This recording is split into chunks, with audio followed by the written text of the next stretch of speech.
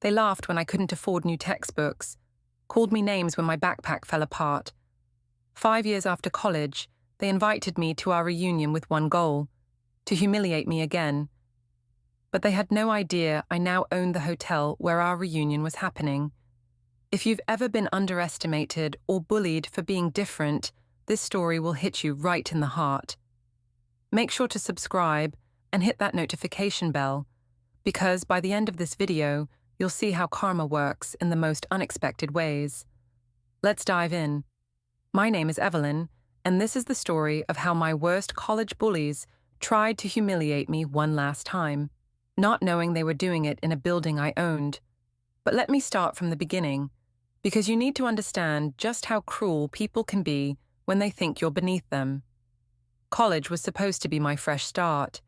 I had worked 3 jobs in high school just to save enough money for application fees, and when I got that scholarship letter, I cried for hours. Finally, I thought I could escape the poverty that had defined my entire childhood.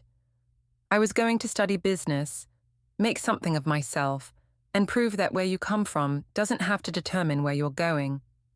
But from the moment I stepped onto that beautiful campus, with my worn-out suitcase and second-hand clothes, I knew I didn't belong. At least, that's what everyone made sure to tell me. The other students had cars that cost more than my family made in a year. They casually talked about spring break trips to Europe while I was calculating whether I could afford both textbooks and groceries that week. The worst part wasn't even the money. It was the 3 people who seemed to take personal pleasure in reminding me of my place every single day. Rachel was the ringleader, blonde, beautiful, and blessed with a trust fund that meant she never had to worry about anything except which designer outfit to wear. Brad was her boyfriend, a guy who drove a brand new BMW and whose biggest problem was choosing between his parents' vacation homes. And then there was Tiffany, Rachel's best friend, who treated kindness like a limited resource she couldn't waste on someone like me. I remember the first time they really got to me. It was October of freshman year, and everyone was talking about this amazing ski trip they were planning for winter break. I was sitting in the common area, trying to make my instant ramen look less pathetic, when Rachel plopped down next to me with this fake sweet smile. "Oh, Evelyn," she said loud enough for everyone to hear, "you should totally come skiing with us. I mean, I know your scholarship probably doesn't cover fun stuff, but maybe you could get a job at the resort. You know, serve drinks to people who can actually afford to be there." The laughter that followed still rings in my ears sometimes, not just from her little group, but from other students who I thought might understand what it was like to struggle. That night, I called my mum crying, ready to come home and give up on this dream that suddenly felt so impossible. But my mum, bless her heart, reminded me why I was there.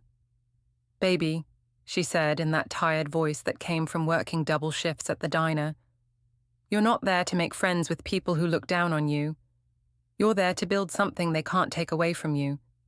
Let them laugh now. Your time will come." So I stayed.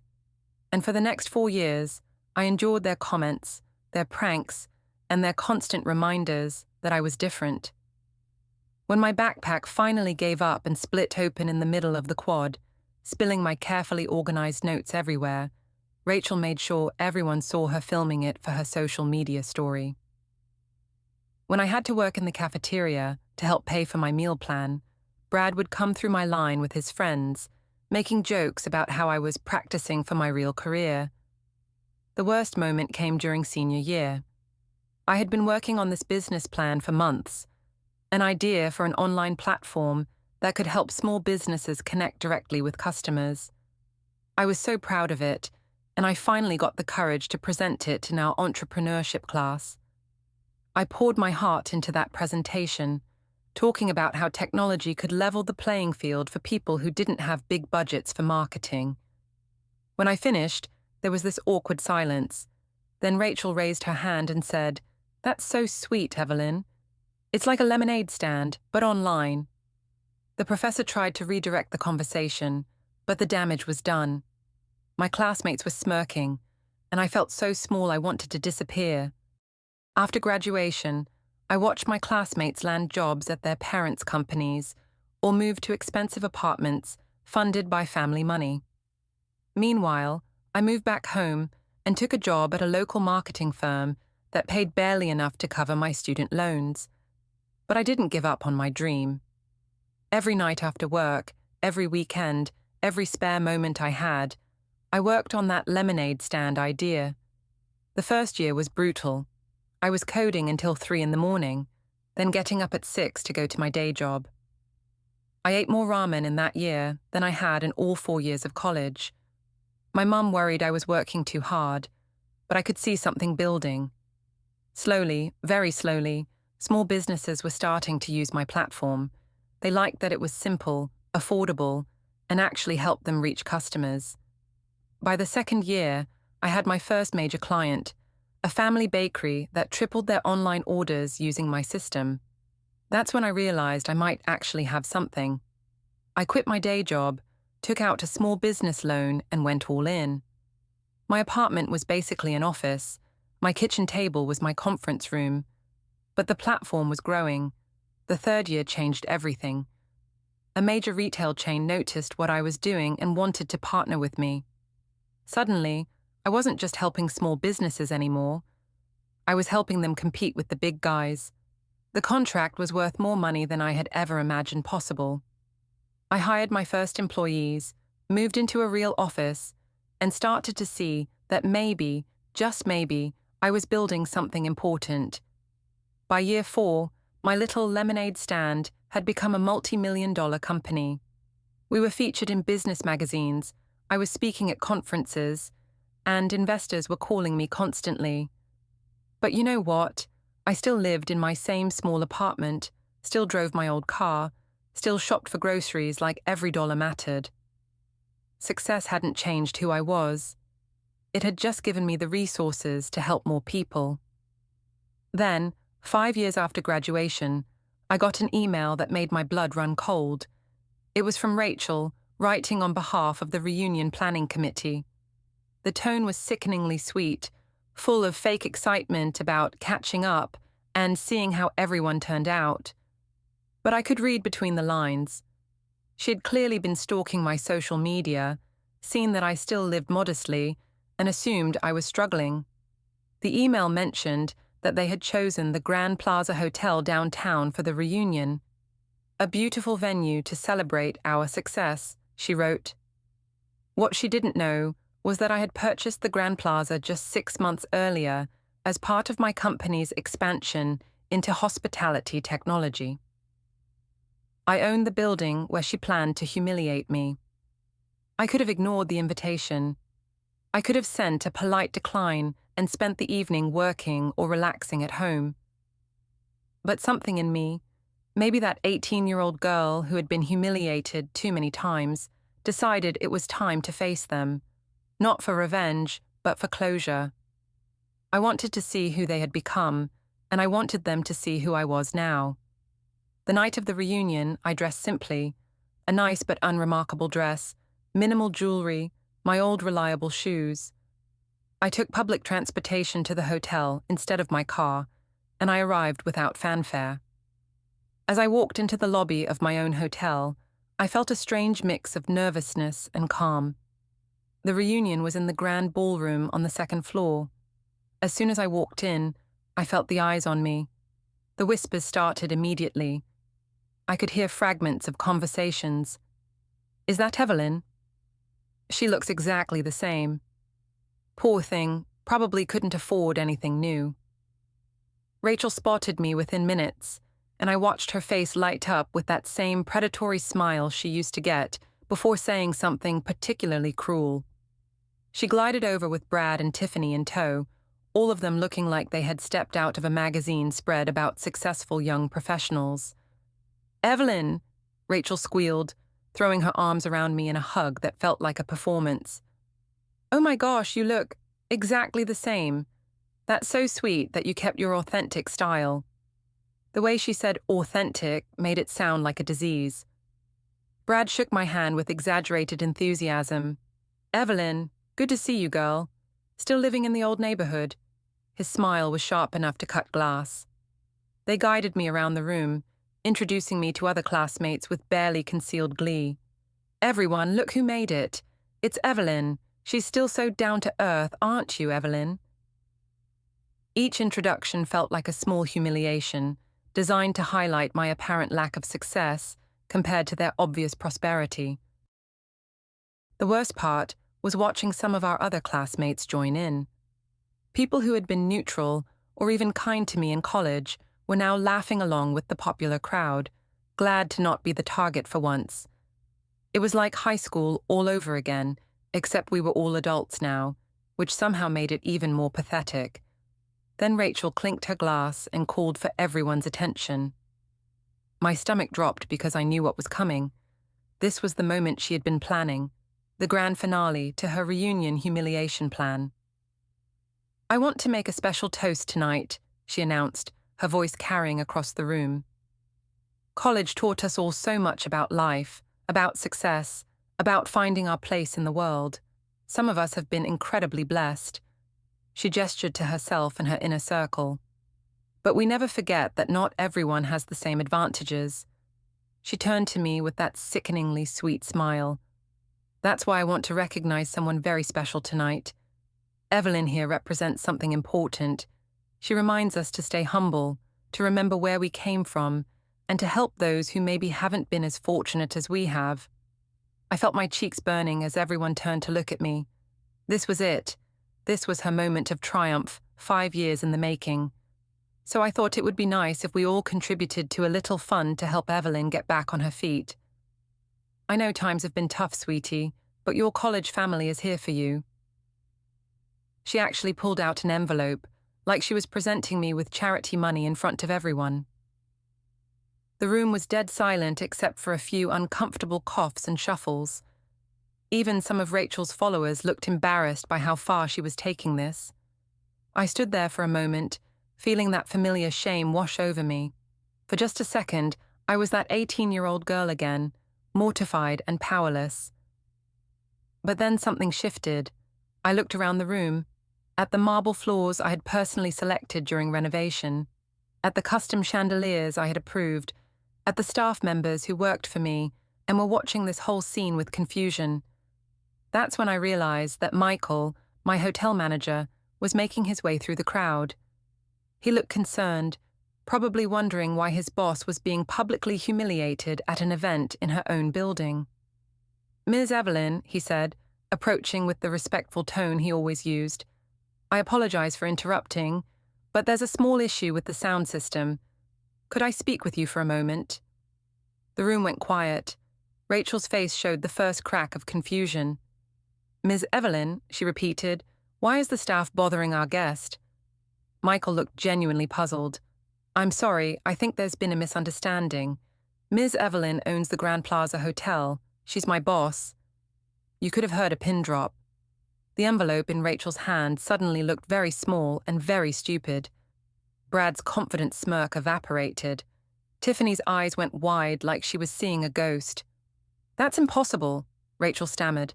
"Evelyn is... she's..."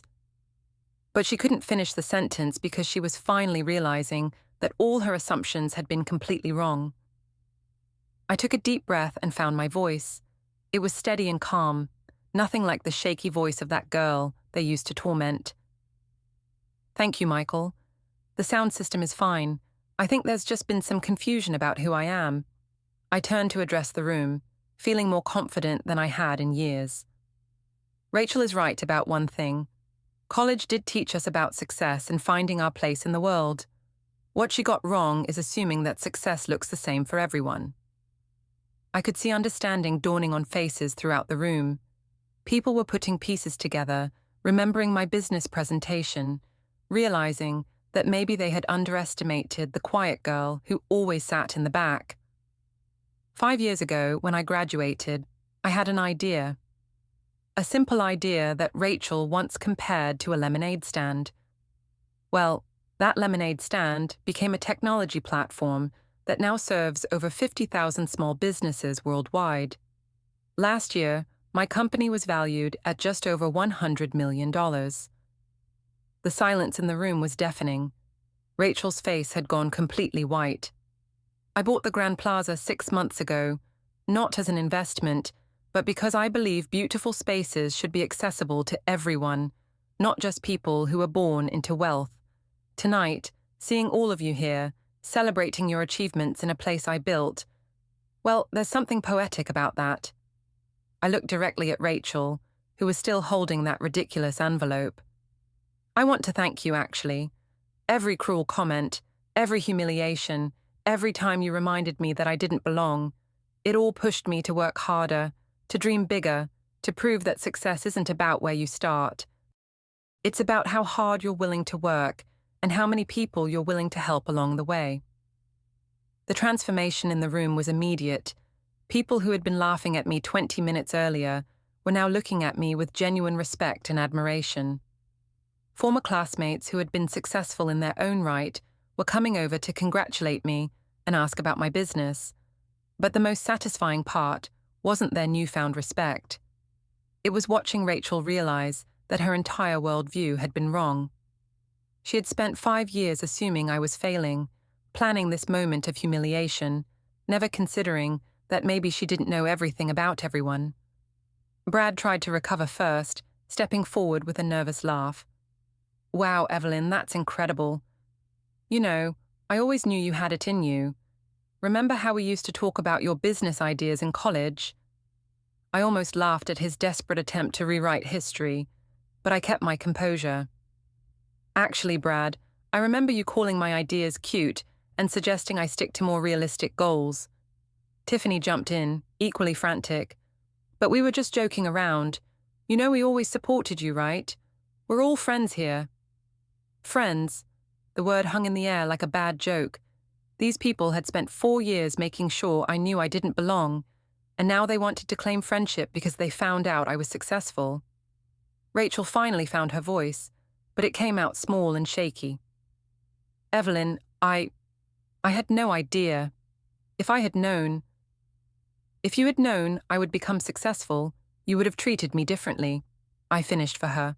But that's exactly the problem, isn't it? You think kindness and respect are things people have to earn based on their bank account or their family name. You never considered that maybe, just maybe, people deserve to be treated with dignity regardless of their circumstances. The conversation that followed was awkward and painful, at least for them. Rachel kept trying to apologize, but her apologies were hollow. She wasn't sorry for how she had treated me. She was sorry that her behavior had consequences she hadn't anticipated. Brad and Tiffany oscillated between trying to minimize their past cruelty and attempting to network with me for business opportunities. What struck me most was how differently everyone else was treating me now. People who had ignored me or laughed along with the bullies were suddenly interested in my story, my company, my perspective on business and success. It was a perfect illustration of how people's perception can change in an instant based on external markers of achievement. But you know what? I didn't feel angry anymore. Standing there in my own hotel, surrounded by people who had once made me feel worthless, I realized that their opinions had never actually mattered. The only person who needed to believe in me was me. Everything else was just noise. As the evening wound down, Rachel made one last desperate attempt to salvage something from the wreckage of her plan. She approached me as I was getting ready to leave, her eyes red-rimmed and her confident facade completely gone. Evelyn, please. I know I messed up tonight, but we have history. We're classmates. Doesn't that count for something? I looked at her for a long moment, this person who had caused me so much pain, who had tried to humiliate me one final time, and I felt nothing. Not anger, not satisfaction, not even pity. Just emptiness where all that hurt used to live. Rachel, I said quietly, we do have history. But history isn't the same thing as friendship. Friends don't try to humiliate each other at public events. Friends don't assume the worst about each other. Friends don't spend years making someone feel small just because they can. She opened her mouth to argue, but I held up a hand to stop her. I'm not telling you this to hurt you. I'm telling you this because maybe it's time for you to think about the kind of person you want to be. You're 27 years old, Rachel. You're smart, you're successful, you have advantages most people can only dream of. But tonight, you used all of that privilege to try to tear someone else down. Is that really who you want to be? I left her standing there in the lobby of my hotel, hopefully thinking about my words. As I walked out into the night air, I felt lighter than I had in years. Not because I had gotten revenge. Revenge would have been cruel and pointless. But because I had finally, truly moved on. The story could end there, with the poetic justice of the bullies being humiliated in my own building. But the real ending came a few weeks later, when I received an unexpected email. Not from Rachel or Brad or Tiffany, but from a girl named Katie who had been in our class. She was someone I barely remembered, a quiet student who had mostly kept to herself. Katie told me that watching what happened at the reunion had inspired her to finally start the non-profit she had been dreaming about for years. She said seeing someone she remembered as kind and hardworking achieve such success gave her hope that good things really could happen to good people. She asked if I would consider partnering with her organization to provide technology resources to underprivileged students. That email reminded me why I'd started my business in the first place, not to get rich or famous, but to help people who were underestimated and overlooked, people like the 18-year-old girl I used to be. Within a month, we had launched a program providing free business software and mentorship to students from low-income families. 6 months later, our first scholarship recipient sent me a photo of her college acceptance letter. She was going to study computer science, she wrote, because she wanted to build technology that could help people like her family. Looking at that photo, at her proud smile, and her mother's tears of joy in the background, I realized that this was what success really looked like. Not the money in my bank account, not the respect of people who used to dismiss me, not even the satisfaction of proving my bullies wrong. Real success was using whatever power and resources I had to lift other people up, to create opportunities for those who reminded me of my younger self. Rachel, Brad, and Tiffany taught me something valuable, even though it wasn't their intention. They taught me that how people treat you when they think you have nothing says everything about their character and nothing about your worth. They taught me that success means different things to different people, but the most important measure of success is how you treat others, especially those who can't do anything for you in return. Most importantly, they taught me that the best revenge isn't humiliating your enemies or proving them wrong. The best revenge is becoming so successful and so happy that their opinions become irrelevant. It's building something meaningful and lasting, something that helps other people avoid the pain you once felt. Today, my company employs over 300 people, many of them first-generation college students or entrepreneurs from underrepresented communities. We don't just provide technology. We provide opportunity, hope, and proof that where you start doesn't determine where you finish. I still think about that reunion sometimes, but not with anger or bitterness.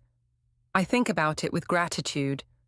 Not gratitude for the pain they caused me, but gratitude for the strength I discovered in myself when I decided that their cruelty wouldn't define my story.